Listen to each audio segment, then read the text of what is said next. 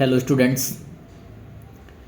देखिए, जो भी स्टूडेंट्स आरपीएससी की तैयारी कर रहा है, चाहे वो स्कूल व्याख्यातक हो, स्कूल लेक्चरर हो, चाहे असिस्टेंट प्रोफेसर हो या आरएस हो, या कोई भी अन्य भर्ती की तैयारी कर रहा हो जो आरपीएससी एग्ज़ाम कंडक्ट करवा रही है। आरएसएसबी की हम बात कर सकते हैं, मतलब आरएमएसएसबी को छोड़ के हम आरपीएससी की बात कर रहे हैं। हाल ही में आपने देखा होगा स्कूल लेक्चर 2024 का रिजल्ट आया है। काफ़ी सब्जेक्टों का आ गया है, 2-3 को छोड़कर।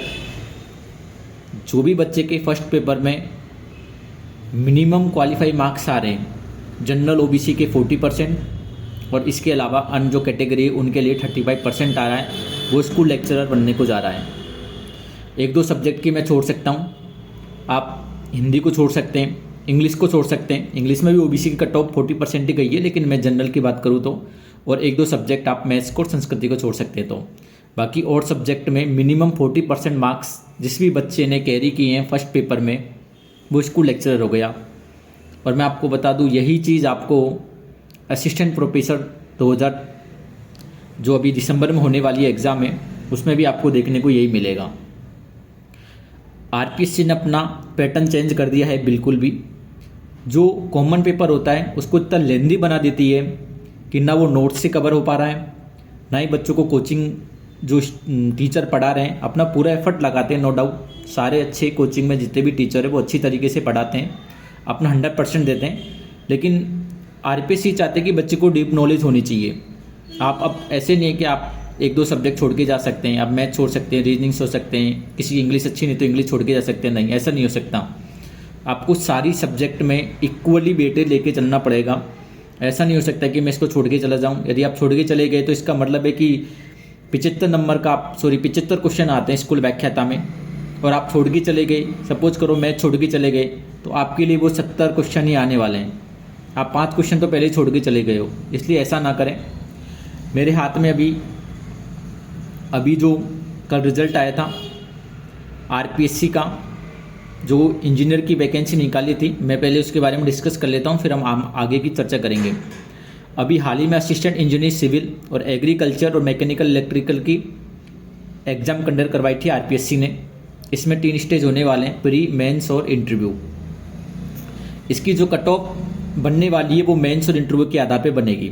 लेकिन मैं ये क्यों बता रहा हूँ, आप सुनिएगा। हाल ही में आरपीएससी ने 400 नंबर का पेपर कंडक्ट करवाया था, 200 नंबर का कॉमन पेपर जीके का और 200 नंबर का सब्जेक्ट का, ये क्वालिफाई वाला पेपर था। इन 400 नंबर में से जो कट ऑफ गई है वो आप देख के अचंभे में पड़ जाएंगे कि क्या ये कट ऑफ है। मैं आपको बता देता हूँ, आप जाके देख सकते हैं और आप स्क्रीन पे भी देख सकते हैं। जनरल की कट ऑफ गई है 39.17, केवल 39.17, ये 400 मार्क्स में से गई है, आप जाके देख सकते हैं। और जनरल की जो फीमेल है, बीडो, जो ऑल कैटेगरी, वो सब क्वालिफाई है। जिनके जितने भी मार्क्स आ रहे हैं, चाहे उनके 10 आ रहे हैं, 15 आ रहे हैं, 20 आ रहे हैं, क्योंकि क्वालिफाई था तो सारे इसमें क्वालिफाई हो गए। यदि मैं मैकेनिकल और इलेक्ट्रिसिटी की बात करता हूँ तो उसमें जनरल की कट ऑफ 101 गई है, बाकी फीमेल की फिर 54 गई है। एसटी की यदि मैं बात करता हूँ, एसटी कैटेगरी की यदि मैं बात करता हूँ सिविल एग्रीकल्चर में, तो 39 गई है, एससी की 36 गई है।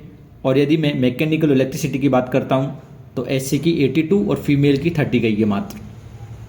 अब ऐसे इतना क्यों गई है? क्या स्टूडेंट कमज़ोर है कि स्टूडेंट तैयारी नहीं कर रहा? नहीं, स्टूडेंट अपना पूरा एफर्ट लगा रहा है, बहुत मेहनत कर रहा है, रात दिन मेहनत कर रहा है, लेकिन वजह है आरपीएससी ने अपना पैटर्न चेंज कर दिया है और बहुत ही लेंदी क्वेश्चन आरपीएससी बनाने लग गए हैं। अब पहले जैसे क्वेश्चन नहीं आने वाले हैं, ये 1 लाइनर क्वेश्चन आ गए, मल्टीपल चॉइस वाले, एवे सैदे में आपको लगा और आपने वो टिक कर दिया। आपको थोड़ी सी डीप नॉलेज होना बहुत ज़रूरी है। तो इसके लिए आपको क्या करना पड़ेगा, तो ध्यान दीजिएगा।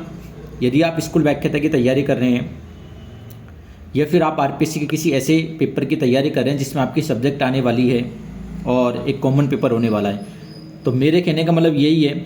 तो मैं स्पेशली यदि फोकस करता हूँ तो स्कूल व्याख्याता 2025 की बात करने वाला हूँ, जो मई जून में उसकी एग्ज़ाम कंडक्ट होने वाली है। आपको फर्स्ट पेपर को ज़्यादा वेटेज देना है बजाय आपके सब्जेक्ट के। मुझे पता है आप सब्जेक्ट में क्वालिफाई हो जाओगे, आपको थोड़ी नॉलेज है, आपने सब्जेक्ट पढ़ी है, आप उसको कवर कर लोगे, लेकिन ऐसा ना हो कि आप फर्स्ट पेपर की वजह से रह जाओ और आपकी पूरी मेहनत पानी में चल जाए। मेरे ऐसे कई साथी हैं जिनके सब्जेक्ट में 250 प्लस नंबर है 300 में से, लेकिन 75 में से उनके 60 मार्क्स नहीं आए। यू कैन अंडरस्टैंड कि वो कितना डिसअपॉइंट हुए होंगे। तो मेरा कहने का मतलब यही है, आप कहीं से भी तैयारी कर रहे हो, पहली चीज़ जो भी कंटेंट आपके पास में है पहले तो उसको अच्छे से तैयार करो। पढ़ाई का देखो शेड्यूल क्या होता है, मैं आपको बता देता हूँ किस तरीके से मेरे 80+ मार्क्स आए थे फर्स्ट पेपर में, तो मैं वो आपको शेयर कर देता हूँ। हुआ क्या, आपको सबसे पहले जिस भी कोचिंग का आप कंटेंट पढ़ रहे हो या किसी भी यूट्यूब पे आप कहीं भी कंटेंट पढ़ रहे हो, आपको केवल वही कंटेंट पढ़ना है, कोई दूसरी बुक्स नहीं लानी है। ये नहीं है कि आपने एक टॉपिक यहाँ से पढ़ा, एक टॉपिक किसी दूसरी बुक से पढ़ लिया, तो ऐसा आपसे कवर नहीं होगा और ना ही आप चीज़ों को अच्छे से समझ पाओगे, राइट।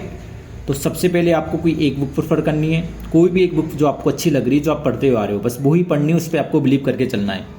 तो जो भी आपका सिलेबस है पहले वो सिलेबस को देखिए, क्या क्या टॉपिक आने वाले हैं आपके पास में। जैसे मैथ्स है तो मैथ्स में आप कोई एक टीचर को फॉलो कर लो, कंसेप्ट वही है, वही आपको वो मेंसुरेशन में 3D में वही फॉर्मूले बताएगा, वही चीज़ें बताएगा। कोई दूसरा टीचर, ये तो नहीं है कि कुछ हो सकता है शॉर्टकट बता दे, लेकिन चीज़ें वही है। एक टीचर से पढ़ो और प्रैक्टिस करो। इंग्लिश भी किसी एक टीचर से पढ़ो और उसको प्रैक्टिस करो। जीके है, यदि आप जीके किसी एक बुक को प्रेफर कर रहे हो तो उस बुक से पढ़ो, उसके अलावा कोई बुक दूसरी आपको पढ़ने की ज़रूरत नहीं है। ऐसा नहीं है कि आपने प्रीवियस ईयर के क्वेश्चन देखें और उसमें मान लीजिए आपकी बुक में 1-2 क्वेश्चन नहीं मिले, तो ये नहीं है कि 1-2 क्वेश्चन को सही करने के लिए आप कोई गाइड उठा के ले आए कि हाँ इस गाइड में ये क्वेश्चन मिल रहा है, तो आप बहुत गलत कर रहे हैं।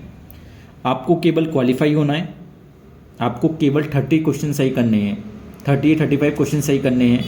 आपको कोई रिसर्च नहीं करनी, ना ही PhD करनी है कि मुझे हर क्वेश्चन आना चाहिए, लेकिन तैयारी हर क्वेश्चन की करके जानी है। तो पहली चीज़, आप जीके के लिए जो भी टीचर से पढ़ रहे हो, ऑनलाइन ले रहे हो, ऑफलाइन ले रहे हो, कहीं से भी पढ़ रहे हो, पहले उन चीज़ों को पढ़ो। जब तक आपके टीचर के नोट्स आपको याद नहीं हो जाते तब तक आपको कोई दूसरी बुक के हाथ नहीं लगाना है, फर्स्ट थिंग।